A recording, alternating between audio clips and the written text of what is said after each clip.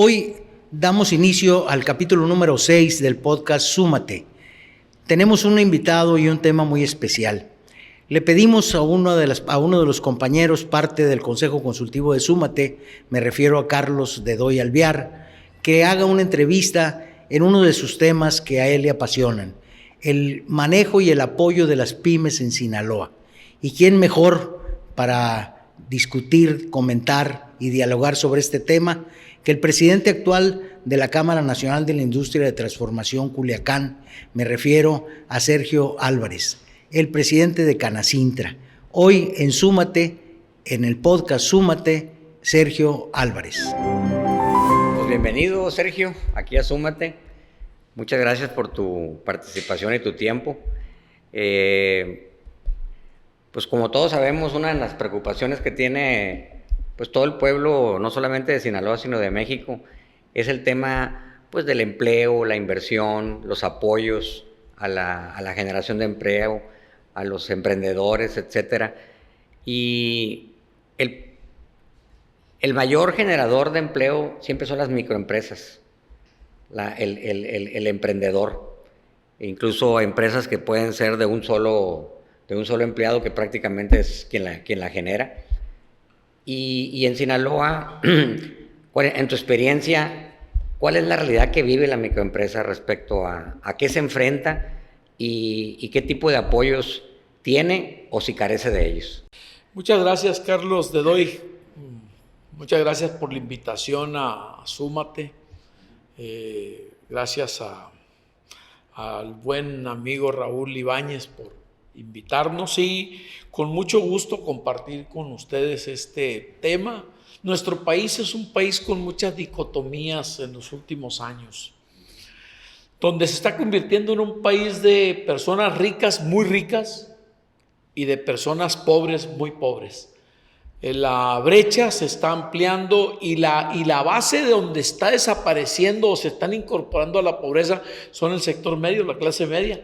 Esta clase media son los pequeños empresarios, los microempresarios, que forman parte del casi 80% de los ingresos del país por medio de estas pequeñas empresas, que son las que generan la mayor actividad económica en temas empresariales, en temas de comercio, en temas de actividades secundarias y terciarias.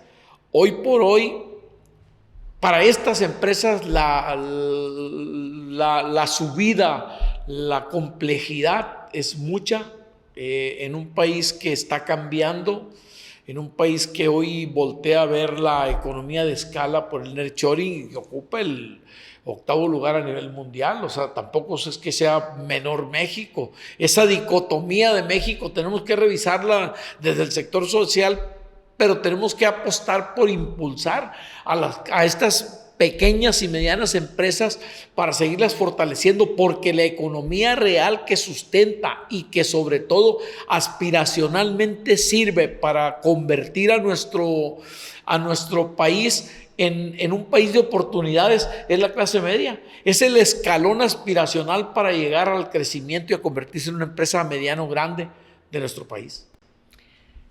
Es muy cierto lo que acabas de comentar, y por eso mi insistencia en que definitivamente México tiene una perspectiva en su macroeconomía, que no solamente son las empresas públicas, sino también las grandes empresas nacionales y las transnacionales, que incluso generan más del 50% del impuesto sobre la renta que capta el Estado mexicano. Y qué bueno, al final de cuentas esto es muy bueno. Sin embargo, cualquier país que pretenda hacer desarrollar a su gente profesionalmente en sus temas de iniciativas, hoy el mundo se está yendo a mucho emprendimiento. Pero este emprendimiento no empieza como Jeff Bezos, no empieza como Steve Jobs. Son emprendimientos, bueno, ellos también empezaron en la cochera y tuvieron sus proyectos de inicio. Pues estos emprendimientos inician así, con un apoyo gubernamental, con un impulso, con unas condiciones de subsidio especializadas para impulsarlos a entrar en una economía en la que se labrarán un futuro y generarán riqueza en el país. Porque hoy estas empresas de las que hablas, la mayoría o gran parte son capitales extranjeros que vienen, invierten y lo que dejan aquí son empleos y algunos impuestos. Correcto, precisamente hacia allá iba el comentario y la pregunta, es decir, que hay que diferenciar muy bien entre lo que es la economía macro del país y la micro, pero de ahí viene el tema central. México, con esto de la relocalización, el nearshoring, como le dicen en inglés, de alguna manera está obligando que grandes empresas se vengan. La franja fronteriza, los estados que de alguna manera se han especializado, como Nuevo León con autopartes, Querétaro con el tema de la aeronáutica, el Bajío con el tema automotriz. ¿Cuál es el futuro que podría verse para Sinaloa? Porque a final de cuentas todos esos estados se están saturando y en Sinaloa no sé qué tanta promoción haya de parques industriales para atraer ese tipo de inversiones. Sí hay en Sinaloa en general. Lo de Topolobampo, que tardó muchos años el grupo GPO, por temas políticos, hay que decirlo, un poquito con pena por nuestros socios comerciales que invirtieron en GPO, unos alemanes, para producir amoníaco, para producir urea, para producir hoy metanol y seguramente muy pronto hidrógeno verdes, que todavía hay oportunidad de producir hidrógeno azul, hidrógeno dorado, que hay hidrógenos grises, hidrógenos negros, pero que estos hidrógenos forman parte del futuro de las inversiones de las nuevas energías limpias del mundo. Hoy para esto Sinaloa tiene esa oportunidad por el puerto de Topolobampo, por su calado, por su conexión con el Pacífico, por esa condición que tiene natural. Topo le da esa oportunidad, que además hay algunos terrenos que se han propuesto para atraer la inversión. El caso del Bajío, por ejemplo, que es un caso así muy importante, en los 80s nace. Este Bajío se suma como un proyecto de varios gobiernos para unir a San Luis Potosí, a Querétaro, a Guanajuato, a Michoacán, a varias regiones que de repente detonan una economía por inversión de los gobiernos y atractividad que hacen, y se forma el complejo El Bajío. Esta región potente económicamente, que sigue creciendo, pero el nearshoring llega buscando oportunidades de instalación y se ve a México como una oportunidad, pero hay estados que nos llevan mucho adelanto en atracción de inversiones. Todavía está Mazatlán, que hay una inversión privada del aeroparque, este parque de carga o aeropuerto de carga que se está desarrollando y que hay algunas inversiones tentativas, más una inversión de arneses y otra inversión de una planta que produce partes para avión, CPP creo que se llama la empresa. Esta es una inversión importantísima para el estado porque es la primera inversión de alta gama en tecnología, que esperemos ver cómo deja de recurso aquí en el estado. Bueno, pues todas estas inversiones son nada comparado con las inversiones que han llegado a Estados Unidos. Por ejemplo, hay una planta de microchip en Phoenix, Arizona, que trae $35 mil millones de sola inversión en un solo año. O sea, hay días que no los ganamos en Sinaloa. O sea, entonces, el tema es que es una cantidad de inversiones, aparte de otras muchas más. Esto está haciendo que se busque la complementariedad entre Sinaloa y otras regiones, y que hoy algunas regiones como Sonora, como Baja California, están buscando integrar en una sola región de producción y que nos integra a nosotros, lo cual, pues bueno, la primera pregunta es ¿qué vamos a hacer con las carreteras? Necesitamos trabajar con ellas, invertirle a ellas, carreteras que tengan una estabilidad y un futuro. También tenemos que desarrollar más la infraestructura ferroviaria, que aunque existe hay que aumentarla. También tenemos que aumentar el tema de la parte de marítima, que para Mazatlán es una oportunidad, y falta un puerto más importante para Sinaloa que se tendrá que desarrollar y está en proyecto. La parte ferroviaria de la conexión que se da entre Sinaloa y Texas también está en un proyecto. Hay muchos proyectos de esa naturaleza que para mí son futuros que a corto plazo tenemos que desarrollar. Esta es la oportunidad de aprovechar no el nearshoring, de aprovechar las oportunidades del mundo, porque el nearshoring tiene una etapa y se hace todo el traslado y se cierra. Y después de estas inversiones, de decisión de estas inversiones, viene un periodo de inversión hasta que termine su aforo y empiece la productividad. Pero ¿hasta qué punto el empresariado, las cámaras empresariales como la que tú representas en Sinaloa, en este caso Culiacán, Canacintra, ¿qué papel pueden jugar o deben de jugar? Porque, por ejemplo, mencionas el puerto de Mazatlán. El puerto de Mazatlán, desde fines del gobierno anterior de Peña Nieto, ya había un proyecto para dragarlo, para ampliarlo, que implicaba miles de millones de pesos de inversión. Se ha presupuestado en más de 2 o 3 ocasiones y termina por quedar como subejercicio y no ejecutarse. Y todo porque en la actual administración, pues la prioridad es el sureste.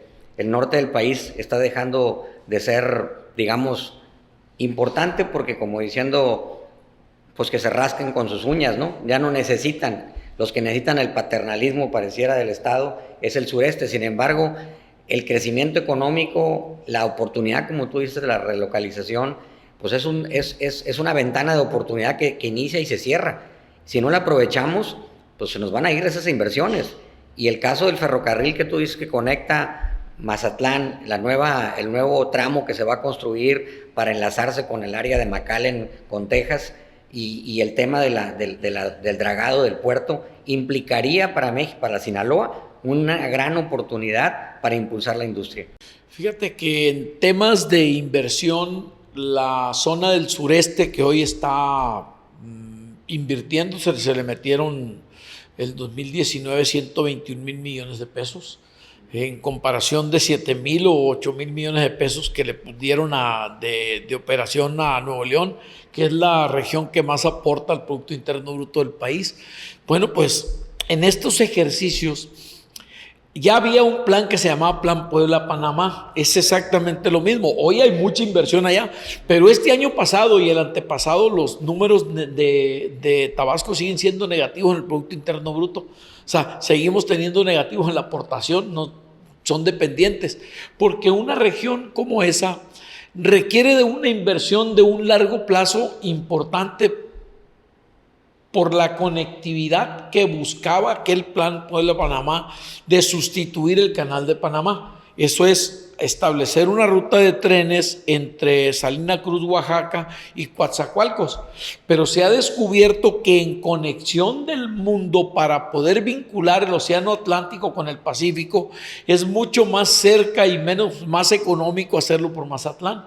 Pero esto requiere de inversiones de calado en el puerto o un puerto nuevo, que hay un plan de uno, y más estas vías. Son inversiones de largo plazo con empresas privadas que ven en estas inversiones porque el gobierno facilita y da las condiciones, pero son las inversiones privadas las que se hacen responsables del desarrollo de estas inversiones para nuestras sociedades. O sea, Estados Unidos, la fortaleza de crear infraestructura ha sido enorme. Eso lo ha hecho a nivel gubernamental, pero por ejemplo, todas las empresas privadas que han invertido con base a algunos apoyos gubernamentales y que han desarrollado las vías férreas de Estados Unidos, la capacidad de los puertos de Estados Unidos, de puertos de marítimos, esto le da un potencial enorme. Hoy son más atractivos para atraer el nearshoring. ¿Qué vamos a hacer nosotros? Pues nosotros somos articuladores de la inversión con los inversionistas que vienen de fuera. ¿Cuál es la esperanza de traer altas tecnologías a Sinaloa y al país de otros lugares? Las universidades, que son un factor importantísimo. Por ejemplo, Bajío tiene 500 universidades. Aquí nosotros también tenemos 19. Entonces, proporcionalmente por metro cuadrado quedamos abajo. El hecho es que estas universidades están sacando jóvenes con vocación que se van a integrar a estas empresas. Este fenómeno pasó en China. Los colaboradores empleados que entraron hace 40 años a todas las megafactorías, a los que les transfirieron el conocimiento tanto de Europa como de Estados Unidos para hacer la producción allá por los costos que había en ese entonces, aprendieron. Y hoy estaba viendo un video ayer de una industria que viene a Culiacán de China, que estaban preparando unas máquinas y los ingenieros son jóvenes de no más de 25 años y están hablando en inglés entre ellos con un inglés chino, o sea, con un acento muy chino, pero encantadoramente te das cuenta que ya aprendieron, jóvenes que van saliendo de las universidades, ya aprendieron estas industrias porque fueron años de estar trayéndolos. Entonces, ¿qué significa? Que todas las industrias que traigan acá y contraten universitarios y que empiecen a desarrollarse estos talentos, estos van a ser los empresarios del futuro. Nos van a dejar una herencia aterrizada en esta región, nomás que estamos hablando de 25, 30 años más. Sí, definitivamente cuando hablamos de proyectos de largo alcance, son proyectos de décadas. Pero regresando al tema de Sinaloa, a mí me llama mucho la atención que con mucha claridad hablas de que las inversiones no solamente son públicas, también son privadas. Pero resulta ser que para que la industria privada se detone, tiene que haber condiciones mínimas de infraestructura que debe de generar el Estado. Una de ellas es la energía, otra son las comunicaciones, otra es pues la infraestructura portuaria, como es el caso de Mazatlán. No se da, pues tampoco se da la del ferrocarril, y entonces se va deteniendo la posibilidad de que se dé ese crecimiento y esa inversión. Por otro lado, ¿qué hacemos con las MIPYMES?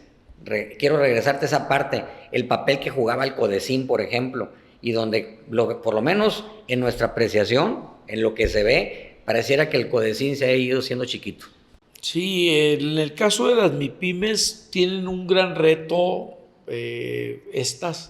porque hoy la condición para participar de un mercado formal de estas empresas les resulta muy complejo por todos los cambios que han surgido, por la competencia en la que tienen que entrar, donde la economía de escalas es mucho más compleja. La desaparición de estas empresas, la mortalidad de estas empresas es más alta y será más alta en los próximos años porque las condiciones para desarrollarse en la formalidad no están dadas a nivel gubernamental.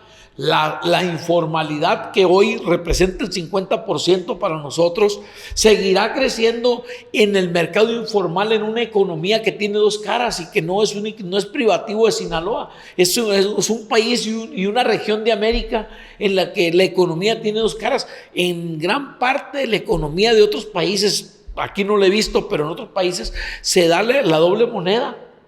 O sea, donde la moneda local, la moneda con la que operan, o el precio para el que nos visite y el precio para el que vive ahí.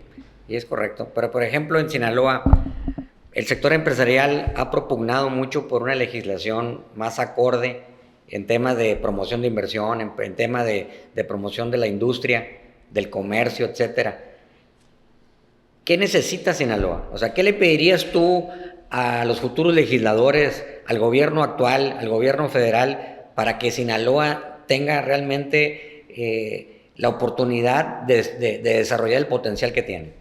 Son muchas las peticiones que las hemos hecho, que estamos trabajando día a día con ellas.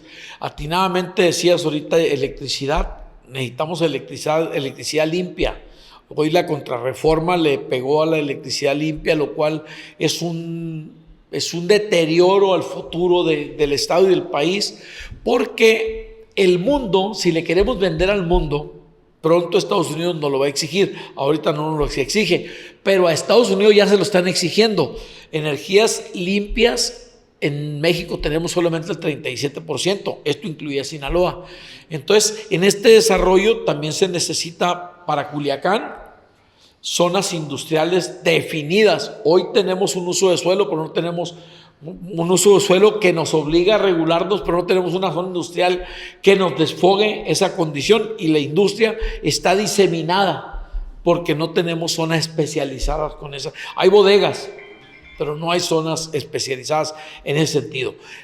Faltan apoyos gubernamentales, atractividad para atraer por medio de subsidios o impulsos a nuevas empresas, pero sobre todo para que estas pequeñas empresas se vayan a la formalidad.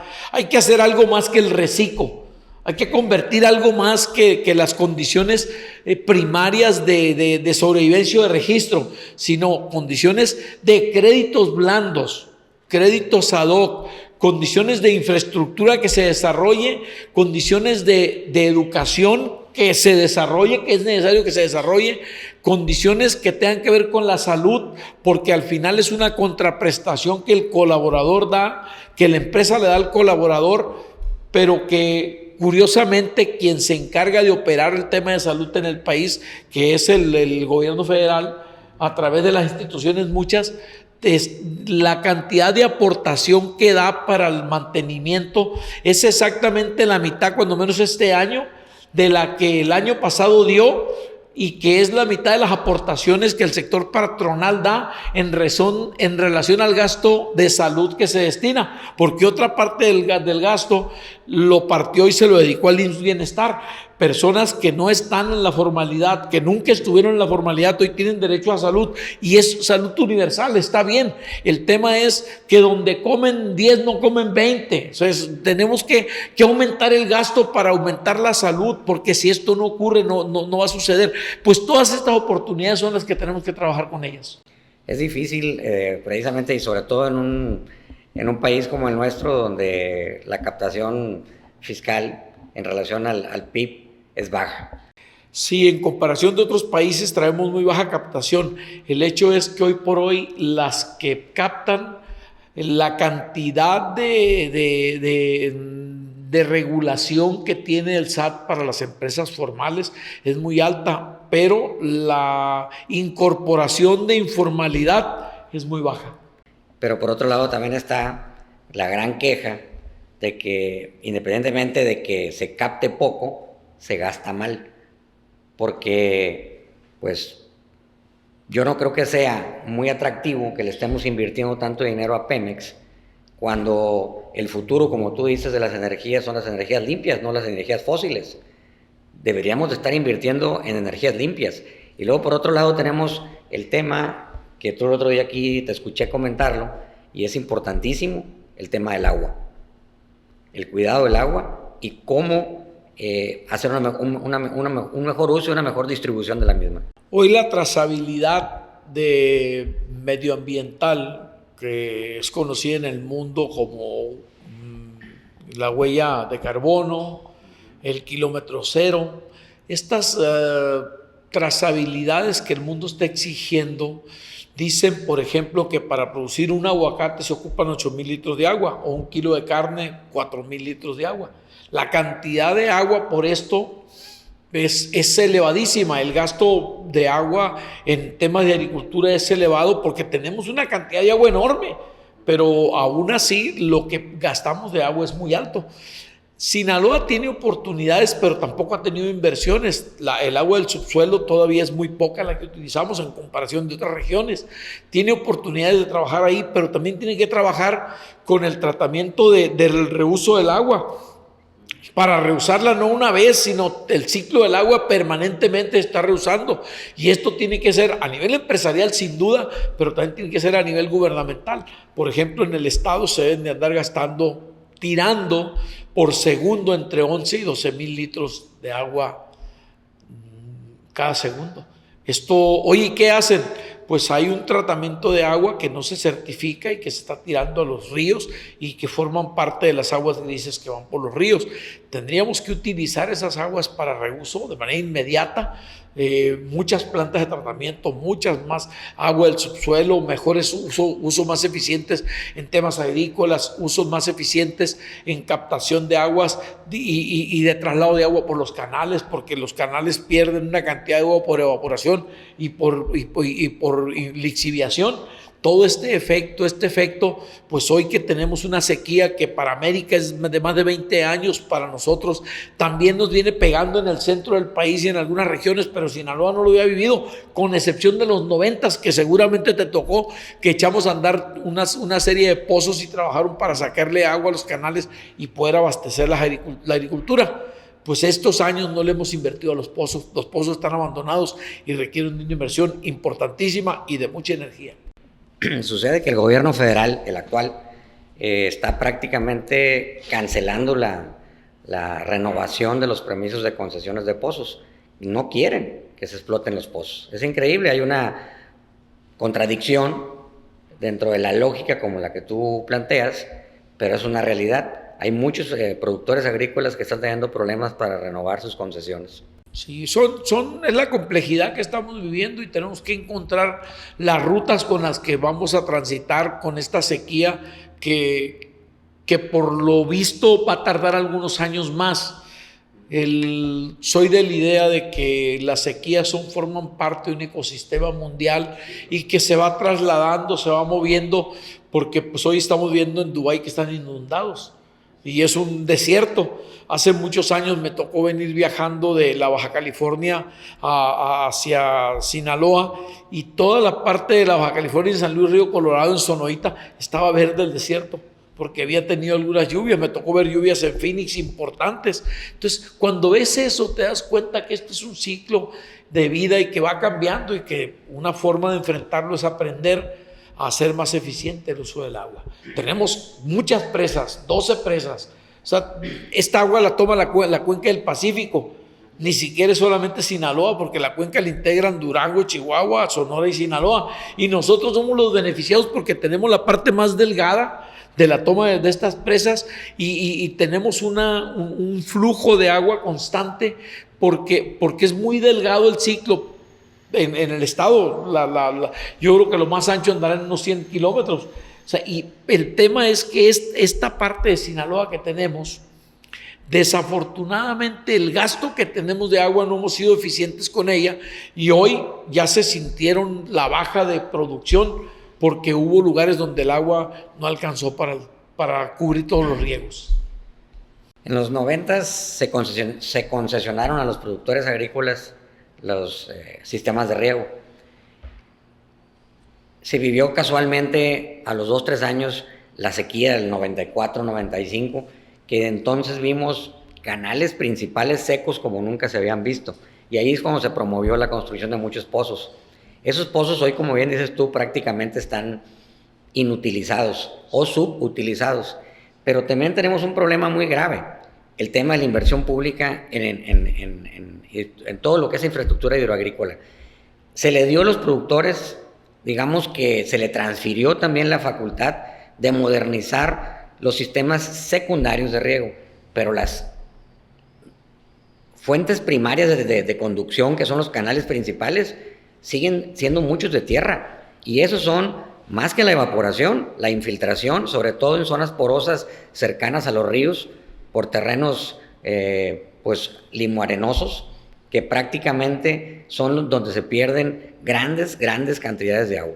Sí, el hecho es que yo escucho, por ejemplo, que hoy Arizona gasta menos agua que la que gastaba en los 50s.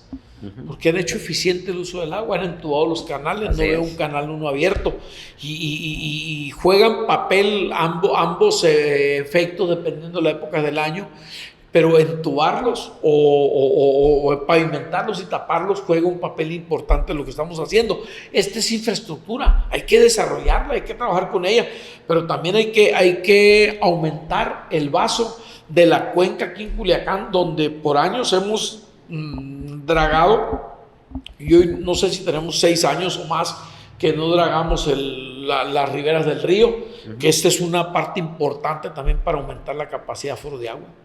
Sí, estoy de acuerdo en eso.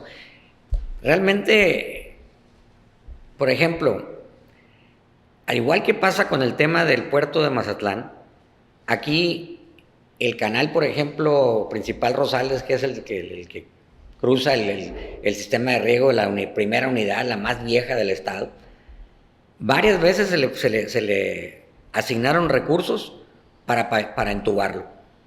Y simple y sencillamente, a la hora de la verdad, nunca se ejecuta el recurso. Pasa lo mismo que con el circuito del anillo periférico.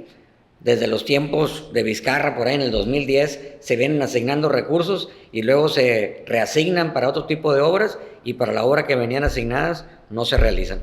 Hace unos días comentaba gente del municipio que había obras más importantes que los circuitos o los anillos periféricos. Esta ciudad hoy se complica mucho la vialidad en algunas horas y está porque no hay rutas alternas para darle vuelta a la ciudad. Esto es sí o sí, tenemos que modernizar la ciudad con infraestructura, con movilidad, pero por algún motivo este año no va a ocurrir. Ya debería de haber ocurrido hace muchos años tiene esto. Desafortunadamente a alguien se le ocurrió cambiar a la vialidad al Obregón, pero no pensó en el retorno. O sea, y en el retorno se complica llegar porque no hay calles de flujo de salida. Cuando pone el Obregón de norte a sur de flujo y las calles de retorno pasen un tráfico enorme, bestial. Entonces, ¿cómo hacerle? Pues necesitamos hacer que la ciudad tenga flujos sin semáforos, puentes deprimidos, elevados, pero esto requiere distribuidores viales, requiere de inversiones. Yo he estado en Pachuca, es una inversión enorme la que le han hecho a la ciudad y la vialidad es muy, muy buena. Aquí se ha hecho obra, pero no es la suficiente, nos falta mucha más obra en ese sentido. Y en ese sentido es prácticamente también un cuello de botella para las inversiones y para la generación de empleo y el crecimiento económico. Es infraestructura que es necesaria para el desarrollo. Y vuelves al tema de las MIPYMES. Es decir, tienen que ser el motor del crecimiento de la microeconomía. Sí, en estos cambios del mundo, yo no sé si esta condición se vaya a agravar en estos años, porque el aporte de impulso se ha reducido. La cantidad de dinero disponible para préstamos para estas empresas se ha reducido. Un emprendedor, a menos que su proyecto sea muy bueno, las posibilidades de sobrevivencia son muy bajas, porque tiene que competir en mercados ocupados, porque las condiciones para que una gran masa se vaya integrando a la formalidad requieren de romper barreras que si legislativamente no cambian, van a costar mucho esfuerzo que se puedan incorporar. Pero por otro lado, si no hay condiciones de créditos blandos a estas iniciativas o proyectos, pues no se van a desarrollar. Entonces, en este ejercicio, hoy pareciera que cuesta más esfuerzo una MIPYME o una pyme sobresalir que hace algunos años, a pesar de que estamos en una época de emprendimiento donde está saliendo emprendimiento por todos lados. Hay muchos emprendedores, pero se quedan en un ecosistema informal porque dar el salto a la formalidad les resulta complicado. Ahí es donde se vuelve atractivo y te voy a hacer pues ahora sí que la última pregunta, porque ya me están marcando aquí que el tiempo se nos agotó.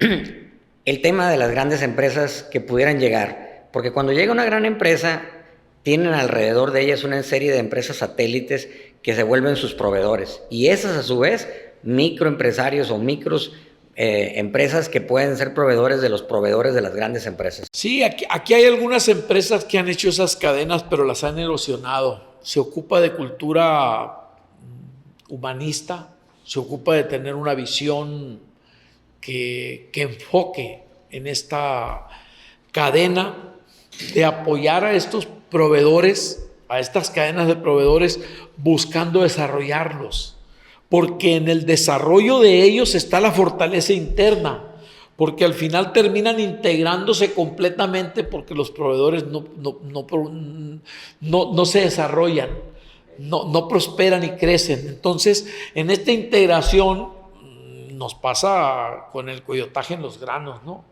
Es un tema muy complicado porque el gobierno ha querido intervenir en otros periodos, ahora ha intervenido casi nada o nada.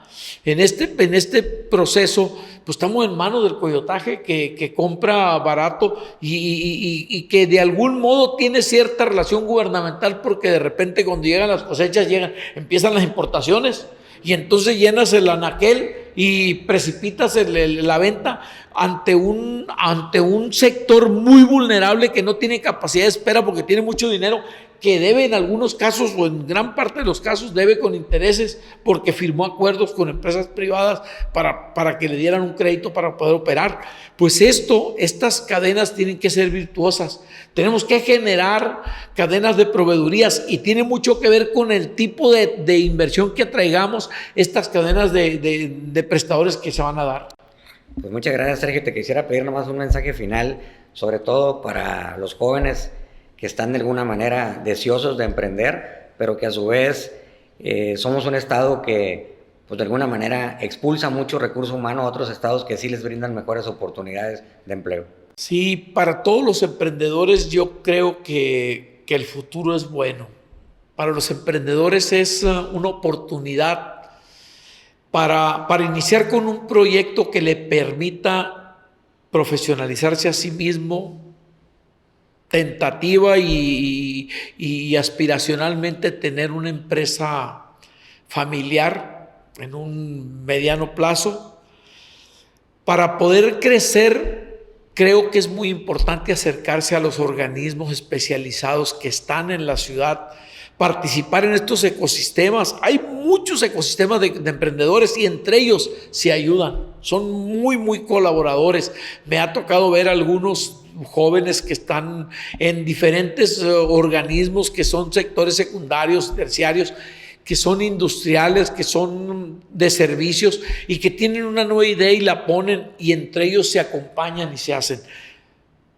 Mi esperanza es que si una buena idea es sembrada en un campo fértil donde esté protegido por un ecosistema de protección para su desarrollo, estos puedan ir creciendo. No son condiciones fáciles ahora, pero les decía ahorita hace un rato, las peores condiciones crean a los mejores individuos. Por tal motivo, creo que aquello que no podemos evitar, tenemos que hacer la lucha de aprovecharnos y sacar la mayor ventaja. Ese es el mensaje. Pues muchas gracias, Sergio. Te agradecemos mucho tu presencia y tu colaboración con nosotros. No, hombre, muchas gracias y felicidades por lo que están haciendo con estos podcasts muy importantes. Gracias, Sergio. Gracias. Y la semana que entra los esperamos en un capítulo más del podcast Súmate. Suscríbete a nuestro canal y por favor sigue nuestras redes sociales. Por favor, activa la notificación para que cada vez que nosotros subamos un video, tú puedas tener acceso y verlo.